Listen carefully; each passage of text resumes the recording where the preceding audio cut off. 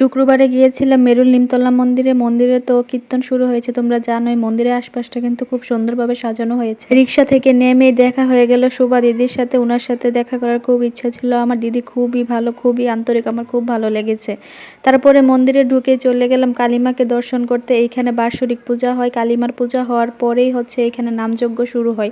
তো মাকে আমার সাথে সাথে তোমরা দর্শন করে নাও। মাকে দর্শন করার পর আমরা কতক্ষণ কীর্তন দেখলাম। কীর্তন দেখার পরে আমরা চলে গেলাম রাধা গোবিন্দের মন্দিরে। এই মন্দিরটা কিন্তু অনেক বড়। আমাদের সিদ্ধেশ্বরী মন্দিরটা যেমন ঠিক তেমনই, এখানে কোনো পূজা বাদ নেই যে হয় না। এই যে দেখো ভোলেনাথকে কি সুন্দর করে সাজানো হয়েছে। তো এইদিকে এসে দেখি যে সন্ধ্যা আরতি শুরু হয়ে গিয়েছে। তো আমরা কতক্ষণ সন্ধ্যা আরতি শুনে নিলাম। এই যে ধূপ আর ধুনো, এইটার গন্ধে মনে হয় পৃথিবীর সব পারফিউমের থেকে অনেক বেশি সুন্দর। তো আমরা কীর্তন শোনার পরে এখন আমরা প্রসাদ নিব চলে আসলাম। প্রসাদের এদিকে দেখো কত ভক্তরা প্রসাদ নিচ্ছে। তো প্রসাদ খাওয়া শেষ করে আমরা চলে আসলাম এই যে এখানে শিবলিঙ্গের এদিকে একটু প্রণাম করে নিলাম। তারপর অনেক রাত্র হয়ে গেল, আমরা বাসায় চলে আসবো, যেহেতু মন্দির থেকে আমাদের বাসাটা একটু দূরে। তো এখান থেকে কিছু কেনাকাটা করে বাসায় চলে আসলাম। তো সবাই ভালো থেকো, সুস্থ থেকো, টাটা বাই বাই।